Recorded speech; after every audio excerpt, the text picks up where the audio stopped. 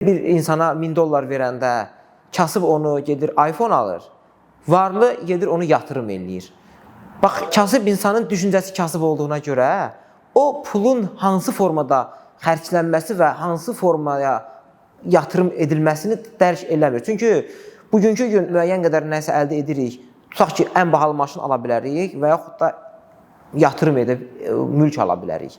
Bu adi bir düşüncədir. Ev təbii ki, dəyər artırır, maşın dəyər itirir. Ancaq bundan da dərin düşüncəyə baxanda, o birjalarda pulların yatırılması və yaxud da ki, daha zəngin insanların o praktik həyat təcrübələrinə baxanda pulu o qədər gözəl formada işlədirlər ki, pul dəfələrlə dəyərə minir.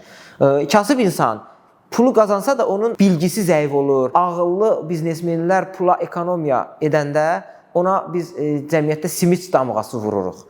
Yəni, əslində bu belə deyil. O insanlar nəyə pul xərcləmək, nəyə pul xərcləməməyi daha yaxşı bilirlər. Kasıb düşüncəli insanlar isə zəngin insanın sanki hamıya pul verməli olduğuna, hər yerdə görüntü yaratmağına, reklamlı xərcləmələr etməyinə onun səxavəti kimi baxır. Amma bu belə deyil. Səxavətli insanlar heç vaxt o yatırımlarını və yaxud da etdiyi yaxşılıqları ictimailəşdirmirlər. Onlar görünməyən bir formada yatırımlar edirlər.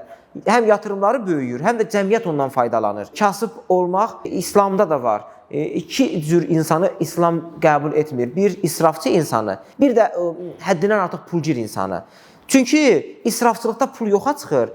Bərk insanlar isə hətta ən yaxın insanı belə ehtiyac içində olanda onu pul müqabilində həyatını xilas etməyin mümkünsüzlüyünü ona vurğulayır. Ona görə də bu ikisində də orta bir hədd var. O orta bir həddi tutsaq daha böyük nəticə əldə edə bilərik.